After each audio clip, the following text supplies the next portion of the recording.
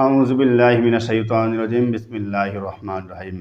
এ সম্পর্কে কোরআনে এসেছে, মা না'বুদুহুম ইল্লা লিয়ুকাররিবুনা ইলাল্লাহি যুলফা। মূর্তি পূজারীরা মূর্তি পূজা এজন্য করে যে এই মূর্তি কাল কিয়ামতের মাঠে তাকে সুপারিশ করবে, তার পক্ষে সুপারিশ গায়ে তাকে জান্নাতে পৌঁছে দেবে। এরকমভাবে যারা মাজার পূজা করে তাদের চিন্তা হচ্ছে এই মাজারের মধ্যে যে ব্যক্তি রয়েছে সেই ব্যক্তি কবরের মধ্যে তাকে সুপারিশ করবে, কিয়ামতের মাঠে তাকে সুপারিশ করে বেহেশতে পৌঁছে দিবে। এরকমভাবে আমরা যারা মুরিদ রয়েছি, অনেক পীর সাহেবের, অনেক ভান্ডারির মুরিদ রয়েছে, এই মুরিদ আমাদের চিন্তা হচ্ছে এই মুরিদকে এই পীর সাহেব কবরের মধ্যে সুপারিশ করবে এবং জান্নাতে পৌঁছে দিবে। এই পীর কাল কিয়ামতের মাঠে মুরিদের পক্ষে সুপারিশ করবে, তারপরে এই মুরিদ জান্নাতে পৌঁছে যাবে। এজন্য মুরিদগণ মাজারের মধ্যে গিয়ে সাজদা করেন, পীরে পায়ে সাজদা করেন, মূর্তি পায়ে সাজদা করেন। উদ্দেশ্য এরা সুপারিশ করবে, তারপরে কিয়ামতের মাঠে এরা জান্নাতে পৌঁছে যাবে। এটা সম্পূর্ণ শিরক, সম্পূর্ণ বড় একটি গুনাহ।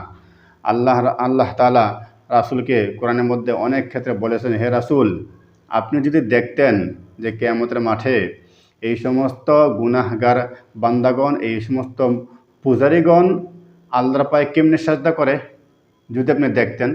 এখন তারা আল্লাহকে সাজদা করে না, এখন তারা ভ্রান্ত মতবাদে বিশ্বাসী, আল্লাহকে বিশ্বাস করে না, আল্লাহর আইন মানে না। সমাজের মধ্যে, দেশের মধ্যে আল্লাহর আইন প্রতিষ্ঠা করতে তারা ইচ্ছা নয়।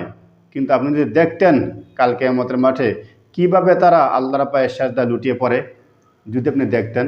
এই কথাটা কোরআনে আল্লাহ তাআলা অনেক জায়গায় উল্লেখ করেছেন। অথচ তারা এখন কি করে? মূর্তি পূজা করে, পীর পূজা, কবর পূজা করে, তারা শিরক করে। তারা চিন্তা করে কিয়ামতের মাঠে এদেরকে এরা সুপারিশ করে জান্নাতে পৌঁছে দিবে। অথচ সুপারিশ সম্পর্কে কোরআনে এসেছে, মান যাল্লাযী ইয়াশফাউ ইনদাহু ইল্লা বিইذনিহি, যে কিয়ামতের মাঠে কে আছে যে আল্লাহর কাছে সুপারিশ গাইবে। অন্যান্য নবী রাসূলগণ পর্যন্ত ব্যর্থ হবেন আল্লাহর সাথে কথা বলতে, আল্লাহর দরবারে সুপারিশ করতে। সকল উম্মতদেরকে আমাদের নবী মুহাম্মদ রাসূলুল্লাহ সাল্লাল্লাহু আলাইহি সাল্লামের কাছে দায়িত্ব দিয়ে তারা মুক্ত হয়ে যাবেন, তারা সরে যাবেন। আমাদের রাসূল এত পাওয়ারফুল, এত বিশ্ববিখ্যাত রাসূল মুহাম্মদ রাসূলুল্লাহ সাল্লাল্লাহু আলাইহি সাল্লাম, তিনি আমাদের সহ সকল উম্মতদের, সকল নবী রাসূলদের উম্মতদের পক্ষে সুপারিশ গাইবেন। যাদের ঈমান রয়েছে তারা আমাদের রাসূলের সুপারিশ পেয়ে তারা জান্নাতে পৌঁছে যেতে পারবে। হিন্দু ধর্মের কয়েকটা বৈশিষ্ট্য হচ্ছে সতীদাহ প্রথা, একটা বৈশিষ্ট্য, যেটা তার স্বামী মারা গেলে তার স্ত্রী তার সাথে সহমরণ হবে, আগুনে পুড়ে মারা যাবে। তারপরে এরা গরুকে বলে মা, গরু হচ্ছে এদের মা। মার বৈশিষ্ট্য কি, মা হওয়ার যোগ্যতা কি, মা যে গরু যে মা, এর যুক্তিটা কি, এর ব্যাখ্যা এরা দিতে পারবে না। এই সমস্ত ভ্রান্ত মতবাদ, ভ্রান্ত বিশ্বাস বিভিন্ন ধর্মগ্রন্থে রয়েছে। এই জন্যই বলা হয়েছে যে ইন্নাদ দীনা ইনদাল্লাহিল ইসলাম। দুনিয়ার মধ্যে যত ধর্ম রয়েছে, হিন্দু, বৌদ্ধ, খ্রিস্টান, ইহুদি, যত ধর্ম রয়েছে, সকল ধর্মের চাইতে শ্রেষ্ঠ ধর্ম হচ্ছে ইসলাম ধর্ম। সকল তরিকা চাইতে শ্রেষ্ঠ তরিকা হচ্ছে ইসলাম তরিকা।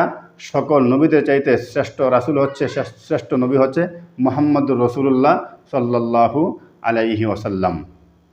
কারণ অন্যান্য ধর্মের মধ্যে যে সমস্ত বৈশিষ্ট্য রয়েছে, যে সমস্ত বৈশিষ্ট্য এরা মানে, এগুলো হচ্ছে উম্মতের জন্য, মানুষের জন্য কষ্টকর এবং দুঃসাধ্য বিষয়। আর ইসলাম হচ্ছে সহজ সরল এবং কি সুন্দর তরিকা, মনোরম তরিকা, যেটা দুনিয়ার মধ্যে কল্যাণ, পরকালে কল্যাণ এবং মানতে সহজ, বুঝতে সহজ, কোনো কঠিন কোনো বিষয় নয়। এই জন্য বলা হয়েছে কি, দুনিয়ার মধ্যে শ্রেষ্ঠ তরিকা হচ্ছে ইসলামী তরিকা, শ্রেষ্ঠ মিল্লাত হচ্ছে আমাদের জাতির পিতা মুহাম্মদের জাতির পিতা ইব্রাহিম আলাইহিস সালামের মিল্লাত, আর শ্রেষ্ঠ শরীয়ত হচ্ছে আমাদের মুহাম্মদ রাসূলুল্লাহ সাল্লাল্লাহু আলাইহি ওয়াসাল্লামের শরীয়ত। শরীয়তের দিক থেকে শ্রেষ্ঠ তরিকা হচ্ছে মুহাম্মদের শরীয়ত, আর মিল্লাতের দিক থেকে শ্রেষ্ঠ মিল্লাত হচ্ছে আমাদের জাতির পিতা ইব্রাহিম আলাইহিস সালামের মিল্লাত।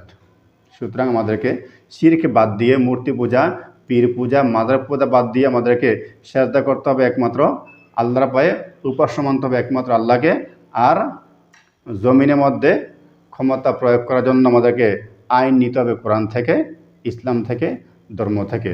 আমাদেরকে মানতে হবে, অনুকরণ করতে হবে আমাদের নবী, আমাদের রাসূল, বিশ্ববিখ্যাত রাসূল মুহাম্মদ রাসূলুল্লাহ সাল্লাল্লাহু আলাইহি ওয়াসাল্লামকে।